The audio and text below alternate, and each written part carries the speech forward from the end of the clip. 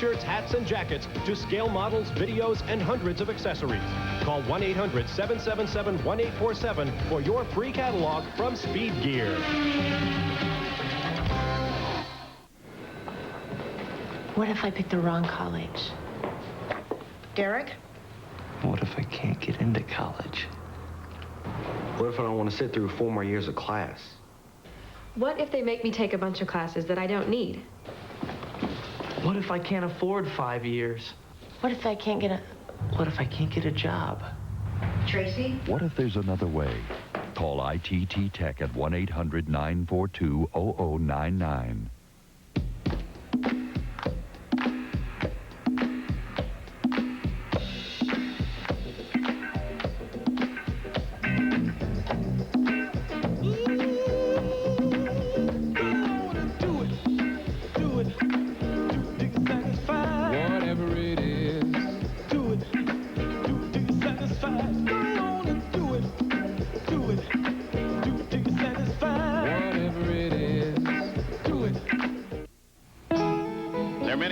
Sights on the famous 17-mile drive. On one end of the drive is the Lodge at Pebble Beach. On the other end is the award-winning Inn at Spanish Bay. When in the area, drivers like Bobby Rahal love to unwind by playing golf at the beautiful oceanside links at Spanish Bay.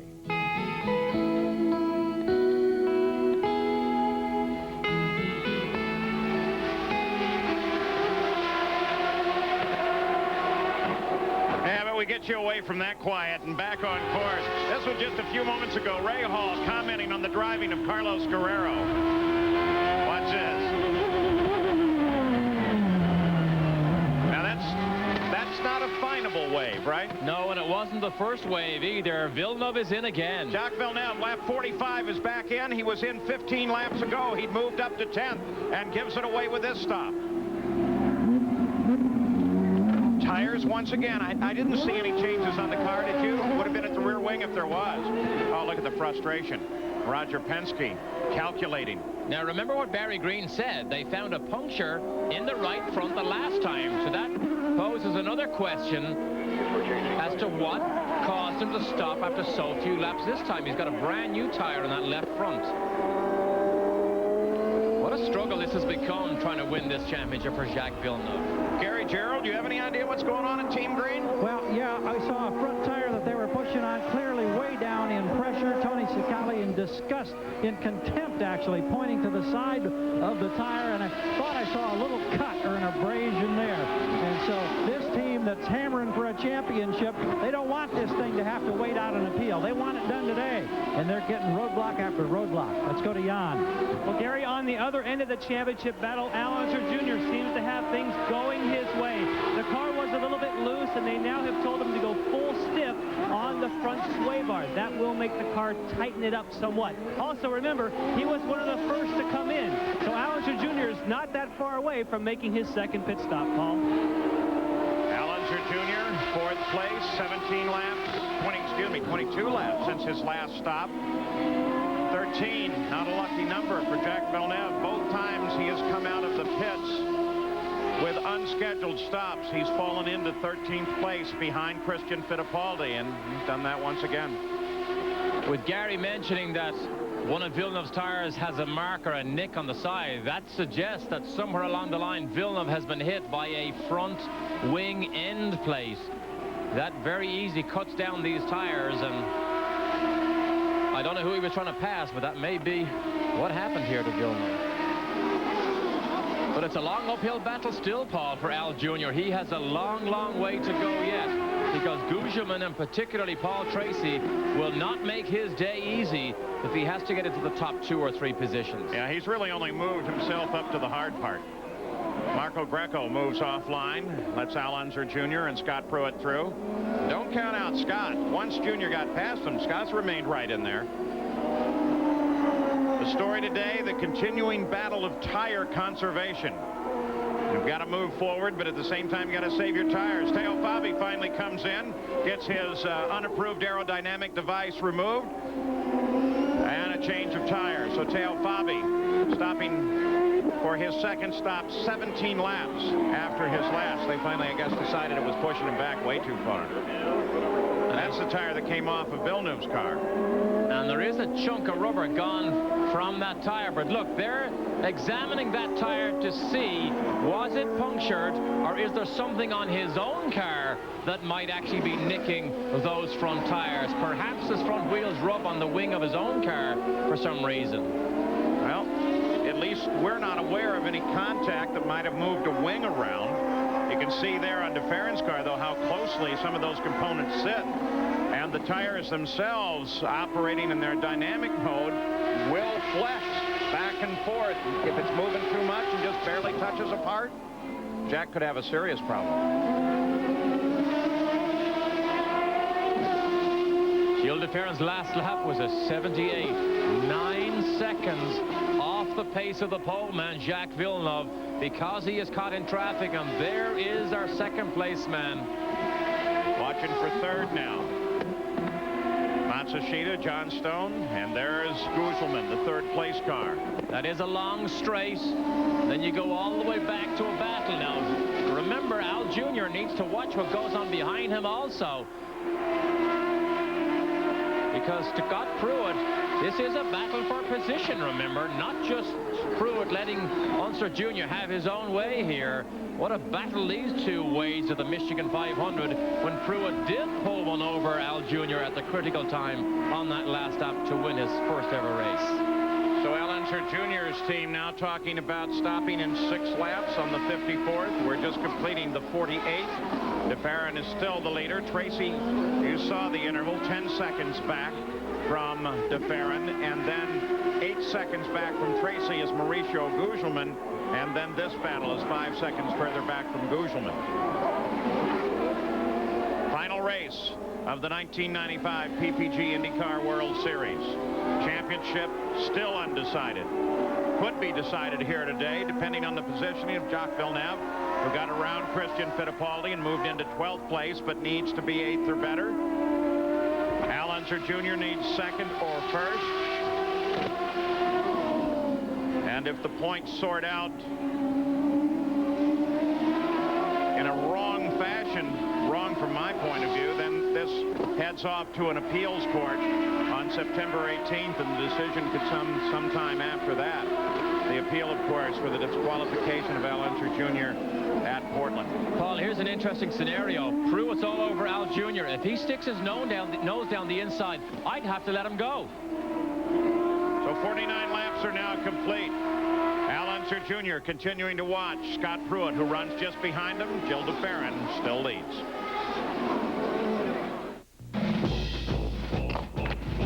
This is Michael Andretti's IndyCar. You can't get his engine, you can't get his tires, but you can get his motor oil. Texaco Havoline Formula 3.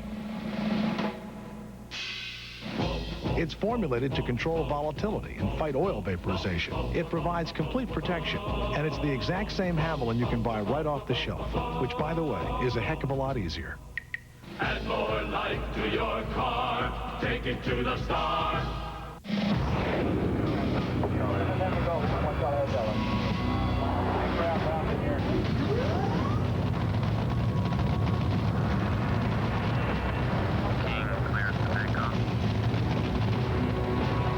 Kenny Bernstein is Budweiser King Top Fuel Dragster.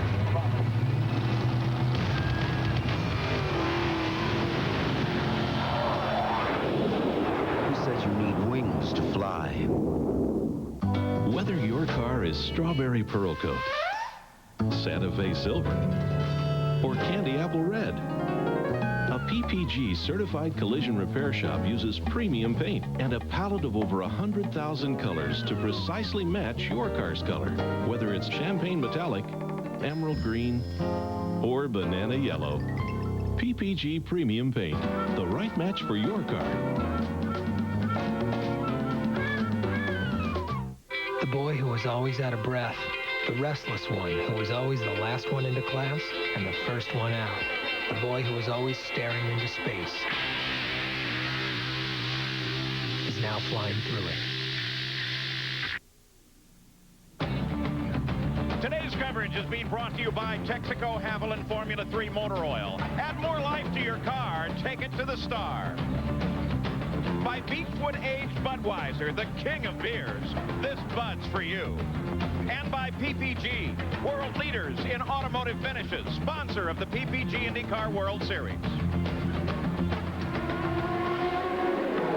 Scott Pruitt continuing to work on Al Unser Jr. battle for 4th place. Gary Gerald, new information on Jacques Villeneuve. Well, new speculation, and the crew is trying to pinpoint it. There is conjecture now that maybe it was a brake scoop on the front of Villeneuve's car that somehow was getting into one of those tires and caused the 2 punctures. Oh, boy.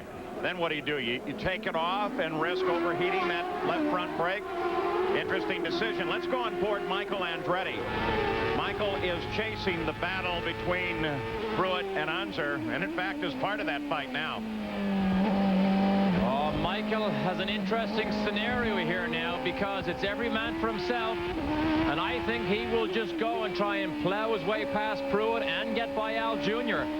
And if any of those drivers, Pruitt or Michael, sticks their nose in under Al Jr., I can't imagine him doing anything but letting them go, because if he takes himself out of this in an incident that's unnecessary, then he throws all possibility away. What's Michael's hand here? What's this? Well, look how slick it is for everybody. Look, just look at the corrections on Michael's car. That car is so loose, which actually might tell you about Al Jr. and Scott Pruitt must also have bad handling cars because he doesn't catch them that fast. Al Unser Jr. up to the top of the hill, starts down through the corkscrew, Jan Beekes.